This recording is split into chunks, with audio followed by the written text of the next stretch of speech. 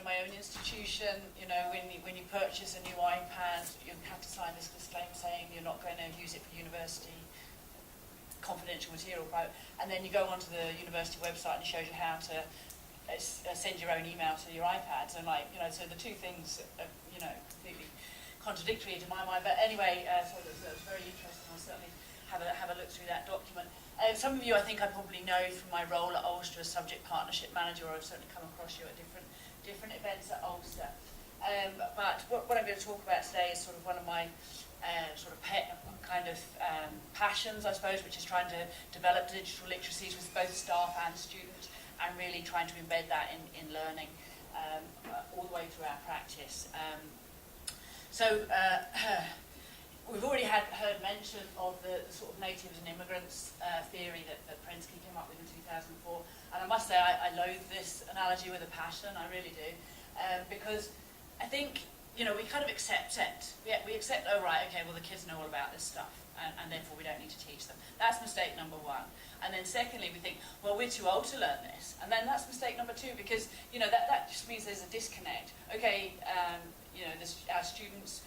I had workshops this week with school kids, and yes, they know how to use the technology, they know how to use Facebook and da-da-da, but how to use it effectively for learning and improving their connectivity, improving their engagement with their subject area, they're not good at that. They're not good at that. And if we just disconnect ourselves from it and say, oh, well, they know how to do it, then we're failing them, and then we're failing ourselves as teachers. And I think we need to empower staff as well to use this technology in their learning. Not always say, okay, you're behind the times. I mean, really, even some of our students, some of our mature students, they didn't grow up with this technology. Certainly not with the social media, which has really sort of blossomed in the last decade, and certainly with the use of mobile devices. So we've kind of got to get rid of this. And I really like a colleague of mine that I worked with on the visitor resident project, Elaine Garcia from the University of Plymouth. She kind of had this analogy with the natives and immigrants in America, and so you had the native population, and we had the white immigrants, but very quickly we've got the immigrants kind of took over and started to make the place their own.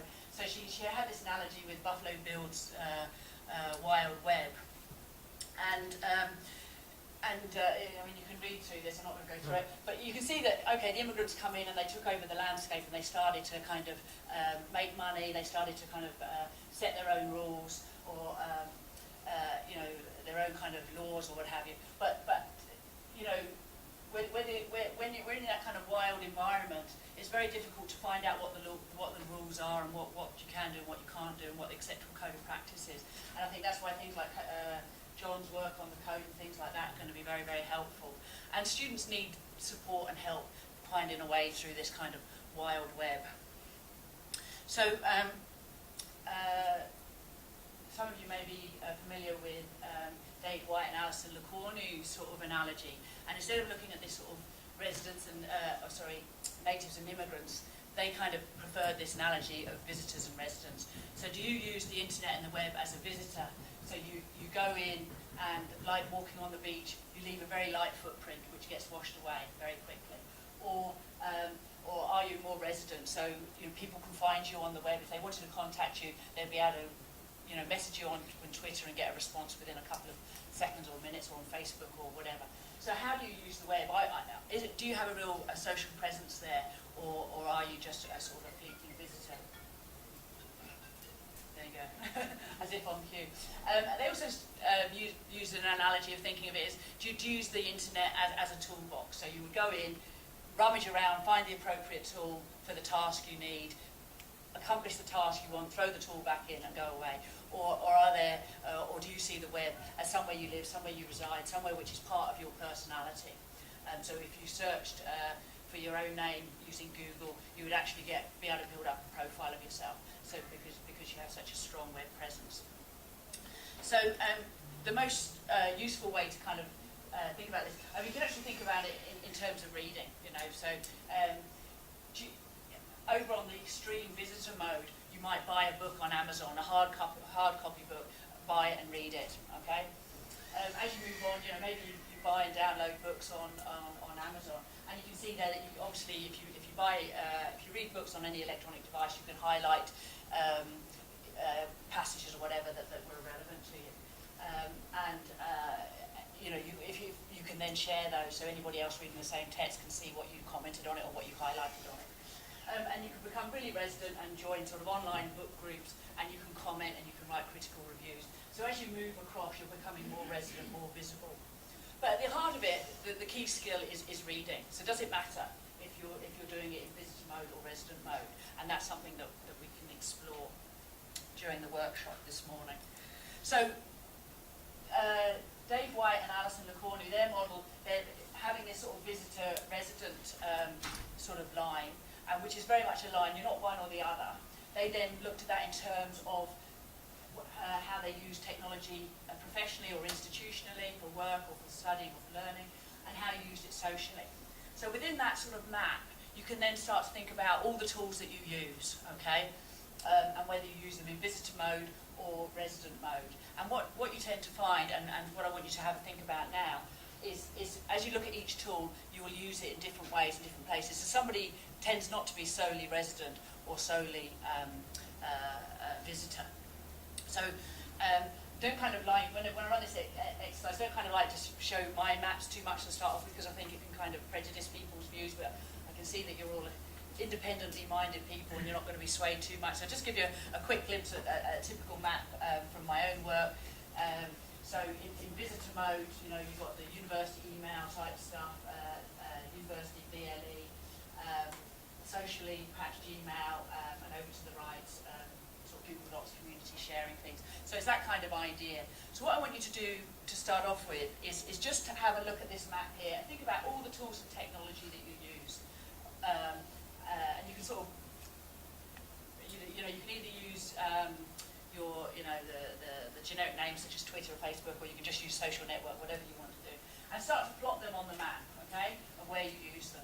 Once you start to sort of sketch out your own map, then it's really useful then to share it with the person next to you, and then you can sort of think of other things that you use. So I think there's paper and pens in the middle of the room. What I would like to do, if you've got iPads or whatever on your table, is to actually take some photographs of them. So if you can use the felt pen, so we can get some nice sort of clear pictures on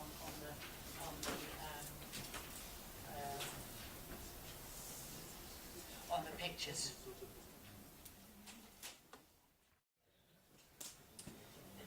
As I said, that was the map I produced, and roughly my map. I've run this exercise quite a few times with both colleagues and with students, and it's a really effective activity to run with students during induction or the first couple of weeks of the term, sort of in study skills type activities, because it really starts to get them to think about how they're using technology. And the typical sort of map that you'll get from back in slideshow.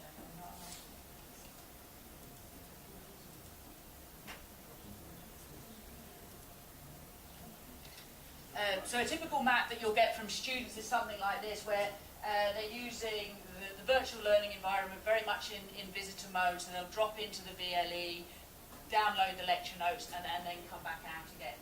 We also have a three-dimensional virtual world. Again, although it's a very much an interactive virtual world where avatar-driven type activity, they still only really use that in visitor mode. Typical things that they're using in social things they're using in visitor mode, banking, shopping. A lot of students using sports trackers, which start to get more resident, where they're logging runs or cycles or what have you, or hikes. So that would be, you start to see more resident social activities. Some students use Twitter, not very much, and of course the ubiquitous Facebook. And then online journals, books, etc. start to sit somewhere in the middle. I kind of think they just include those in the mapping just to keep me happy. But as I said, run this with students. It's a really useful exercise to do at induction. And what you realise is that this bottom right quadrant, what social media are they using actually for their learning, tends to be fairly empty. And then when you run it with colleagues, you might get a slightly different picture where you get more emphasis down in this bottom right-hand corner, and you start to use things, perhaps colleagues are using Twitter professionally, they have a LinkedIn profile, they might be using ResearchGate to sort of share publications, and Google Plus, tools like that. So you start to see, it doesn't matter about the individual tools or whatever, but you just start to see more activity down in that bottom right-hand corner. So there is a slight mismatch, particularly as this is the area where we're supposed to be interacting with our students. Okay, we're in their learning, and we're not both on the same page in that quadrant. So is this a problem? So when I've done this activity with my own students, what they've reflected on at the end of the exercise is that they felt they didn't make the best use of technology, either in their learning, particularly at the beginning when I did this exercise as an induction activity, but also for students as they were coming near to the end of their course, they were becoming much more aware of their professional identity and what sort of message they were sending out there. My sort of take-home message from this is that they need support in developing these digital literacies for their learning, and we can't just assume that they know all about it. Lou, at the same time as Prensky, was really highlighting what sort of literacies the ICT, mobile technology, etc., can afford to learners. And it's very much things that were picked up in Elisa's presentation at the beginning. Why are you using this technology? To develop these skills and strategies, things that are going to affect our personal and professional lives, using technology to identify questions, locate information, evaluate information, synthesize information, one that we forget, and communicate. So we need to be getting technology embedded into all our teaching and learning so that we can start to develop competencies in these areas. GIST themselves, I think, have quite a neat sort of definition. Those capabilities which fit an individual for living, learning and working in a digital society. And my take-home message from this is if we're not delivering these, we're failing our students. They're not going to be employable graduates unless they're really competent in using these technologies. So we looked at, I gave the example of, how do you read a book? Are you in a visitor or resident mode? And you might sort of say, well, reading's reading. When I was a student, I bought my books from University of London Student Union second-hand, and it was great because you get, perhaps see other people's comments or annotations in the text. You think, oh, that's really helpful, and think about that. So that was sort of sharing an idea. Probably the circulation rate of those books probably went around every 2 to 3 years. One comment would get recycled. Obviously, if you're commenting on Kindle or on other social apps for book clubs, your comments are getting spread much wider, and you start to get feedback, and that can promote much more engagement with the literature. And as Alice in Wonderland said herself, what's the use of a book, or what's the use of reading without conversation? So if you're engaging with the text, you're engaging with that learning. And okay, so this is social reading, but any kind of reading, any kind of engagement, if you can have a conversation about it, then it's going to both help you form your own ideas, help you embed that learning within your own mind, and just think much more deeply about it, which is what we're trying to encourage. I think today, and I'm looking forward to seeing lots of different exciting apps coming to an event like this. It's great for oh, that looks great, I'm going to try this, try that in my teaching and learning. But what it's not about is it's not about the technology. Okay, and I think people get a little bit scared that we're kind of, there's another app and this, and they think, I'm just not doing any of it, and I can't keep up with all of that. But it's very much not about the technology. It's very much about a practice perspective. What is it that I want my students to be able to do, and what tool is going to facilitate that? Okay, so it's not kind of throwing technology at a class, thinking, this is going to be great. We're all going to be, tweeting and using Facebook to collaborate. But it's thinking about what pedagogy we're trying to instill in our students.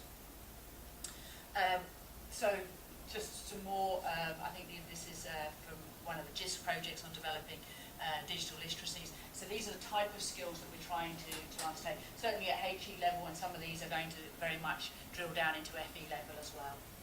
And I think some of the important things for all students is this digital professionalism, thinking about their digital identity, and then tools and technologies that are specialist to their own applications, how they communicate and choose what sort of media to communicate in. And I think even at, people that are across this all the time do think about, well, what media should I be giving that message in? Is that something appropriate for Twitter? Is it appropriate for Facebook? Is it appropriate for Google Plus? And different technologies, is it something that should be in my LinkedIn profile? Is it something that I should be spreading across all of these media? Okay, so there's lots of decisions that need to be made, and we need to be thinking about how we help students make those decisions. Producing, sharing, and critically evaluating information, absolutely one of the fundamentals for all of our learning, FE, HE, etc. Collaborating across virtual networks, reflection, PDP, and managing digital reputation. And this is done really well. I don't know how many come here from arts colleges, but arts students are much more ahead of the game here. They realise that they have a professional identity to promote, and you'll see that they're really leading the way in terms of sort of showcasing what they've done. And you know, I work in science myself, and encouraging my students to say, well, you know, this should be on your LinkedIn profile. You presented at an internal conference at the university, but you know, you can share that PowerPoint, you can comment on it on your LinkedIn profile, etc. So it's sharing and showcasing your achievements and getting students to think about that all the time. Certainly, so when employers come, you know, and more employers today will Google, you know, candidates before interviewing them, certainly as they go up the career ladder, and you know, they certainly don't want to see pictures of them with an empty pint glass on their head in COSH. You know, they'd rather see you know, the fact that they gave a presentation. And although both things might be out there, you know, and okay, we know that some things can't be got rid of the internet, but if you start to have a larger professional presence, then those other indiscretions might fall further down the pecking order. So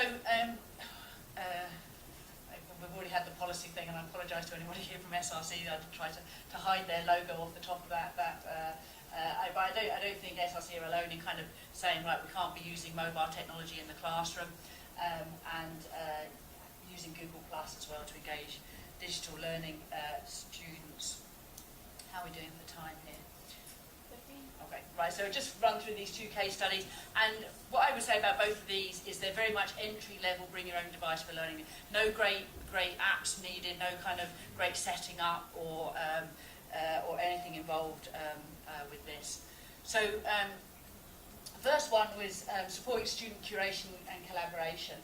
And what I wanted to do was develop a community to encourage the students to sort of share resources that they found. And for doing this, I just used Google Plus eventually. But the first approach I used was Scoopit. Is anybody here familiar with using Scoopit? So Scoopit is just a curation site. So within Scoopit, you identify various topics. So these are my own personal ones. So I have issues that are going to be relevant. I do an outreach project with school kids where they're looking at ethical issues that affect them. And so any articles that I find that are relevant from them, I sort of post into this page, and the school kids can come along and find stories that are in the news, etc. One on employability. I've got you can think of these as folders really: digital literacy, pedagogic research, bioethics for my postgraduate cohorts. So it's basically just, you know, if you find an article, a news article, whatever in the media, you can just link that and put that into your Scoopit profile, and then that's shared with other people. So you can see the bioethics sort of folder there, and I was finding articles and asking my students to comment on them and sort of, you know, discuss them. And essentially, no comments on the articles appeared. Didn't really have a good way of tracking whether individual students had read them, and through using Scoopit, although students could set up their own Scoopit page, there wasn't really that collaboration, so they couldn't contribute their own articles. So this year I moved to using Google Plus and using a Google community, and here it's the same kind of idea. You're just sharing stories that you've seen on the news, but the individual students could add their own stories, and I just saw much more contributions from the students, and also much more comments on each other's articles. So, you know, so here, you know, in the Northern Ireland at the moment, we're talking about whether we should have an opt-out scheme for organ donation, and so they're discussing one of the stories there, obviously the benefits of organ donation, and one of the other students is commenting on it. And similarly, experimentation on human embryos, and the top one's on euthanasia. So you can see they're bringing in a lot of stories that are important to them and meaning for them, and I think that immediately engages them because you're giving them that flexibility to bring their own story, and to share it, and they're commenting on each other's articles. Google Plus is great, really easy to set up, and I think Sarah might be talking about that later on as well. But all the students really needed was a Google account to engage with that. So you didn't need any sort of special apps particularly, and really, really simple and easy to use.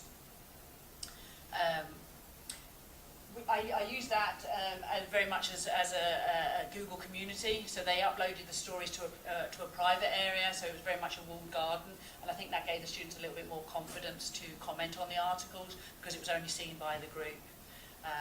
But they could then, if they sort of felt that they, made meaningful comments, they could then actually sort of share that with their own circles or wider circles. So it gives them the confidence and the ownership of their comments and materials. The second one, I think this is, a typical nightmare scenario that all of us has faced, where I was asked to give like a 90-minute class to a very large group of first-year undergrads. There was over 200 in the class, and it was one sort of small, lecture slot within a whole module on molecular biology, and I was supposed to go in and talk to them a little bit about bioethics. And immediately you're thinking like, they're going to be wondering what's this got to do with everything else we're doing, and I'm just going to sort of land in, sort of parachute in, and give them this lecture, and they're not going to see the connections terribly well with everything else. But it was kind of those, they have to be taught bioethics in the first year, go in and do it. So instead of sort of giving them any kind of lecture on bioethics at all, what I thought I'd do was pose a question. And this side's a little bit complicated, but it kind of just shows the sort of flow of the thing. So right at the top left-hand side there, as you look at it, I posed this question, was do you think the UK media is biased against genetically modified crops? I told them beforehand to bring mobiles, iPads, laptops, whatever they wanted to bring to the class, and I wanted them to search social and traditional mainstream media. So embedded in that question, there's quite a few things. One is it has to be UK media. Okay, so this wasn't science papers, and it wasn't outside of the UK. So immediately, the first results, when they just Googled it straight off, were American, and some of them went into our university library sources and things like that, because they'd had sort of 6 weeks of being told how not to use Google to find information. So there was quite a few sort of learning things just in that very first bit of the question, and how you develop an effective Google search strategy, and also to sort of really think about what it is they're looking for. So encourage them to obviously search social and mainstream media, so looking at traditional newspapers as well as some of these other places to get information. I'd set up 2 shared Google Docs spreadsheets, and you can see across the one in the red was the all the articles that they found that were anti-genetically modified foods, and the bottom one was pro. And possibly can't see it there, but across the top, they had to just identify the source, what type of article was it, whether it was a newspaper article or what sort of social media it was in, the date that it was published, and then they had to rate the evidence of what they'd found. So they could just give that a scale of 1 to 5 and then make comments. And then I think there's a column off the end there, but was there an underpinning scientific paper? So okay, you read this article in the Daily Mail that said Franken potatoes coming, or whatever it was, but what was the scientific evidence underneath that article? So they had to find that as well. So to be honest, the 90 minutes absolutely flew by. They generated huge amounts of articles. We kind of ended up having a little bit of a competition who could generate and evaluate the most number of articles that they could add to the spreadsheet. And they were also tweeting some of the comments, although the tweeting part was like an additional extra. So I was using Twitter being the same as I'd set up there. So if they posted any articles, they were then appearing on the blackboard. So some of the comments then, media is biased, fear sells better than facts. And then at the very end, just to blow away a trumpet, fab class, thanks. So they really enjoyed it. The hour and a half absolutely flew by. Just before the end, I did actually get them to sort of summarise the 2 positions and report back. So we had a couple of volunteers get up and sort of give an overview of what they'd found at the end. But it was a really effective, really dynamic class. They learnt a lot within that 90 minutes without a huge amount of effort for me setting it up beforehand. They learned about how to develop effective search strategies. They thought about how you evaluate stuff. They had to collaborate because not everybody, you know, it was easier to add things to the spreadsheet if you actually had a tablet or a laptop. So the ones who only had a phone were perhaps, you know, searching for the information and passing on the links and working together that way. And they also had to communicate because they didn't want to be starting to, you know, if they started to add something to the document and somebody else was working on it, then, you know, they needed to find another document. Just sort of additional skills that I felt that they developed there, you know, alongside this I would say is, or additional benefits I suppose of this, I would say this is very much an entry-level BYOD activity, so there's no special apps to be used, you know, just setting up 2 Google spreadsheets and sharing those openly. But it also, because of the sort of Twitter feed stuff as well, or the Twitter beam, it also raised their awareness of digital identity, that their comments could be shared. And although they were being shared back to the room, that made them aware that actually we're sharing these to the wider world as well, you know. So there's more information on that project on my blog site. I think all of these things are really coming to this idea, which I really like, developed by MELSIG, the Mobile Enhanced Learning Special Interest Group. And they sort of summarise all of this in terms of 5 C's. So I've lumped connect and communicate together. You know, fundamentally that's what we were encouraging our students to do. And to collaborate, so we're all in a nice Northern Ireland audience here, but so this was the team time trial from the Giro a month ago. Just really emphasising the fact that, you know, if you work together as a team, you can go further and faster together until one of your teammates falls off the bike and knocks the rest of you down, of course. But that collaboration really is important for working, not just in their learning, but it's a skill they have to learn. And I know our students aren't keen on group work, and there's a myriad of reasons why they're not. But, you know, team working is great when, you know, you're going forward to win the World Cup, but, you know, when you get knocked out in the first round and it becomes a blame game, that's when good teamwork really pays off.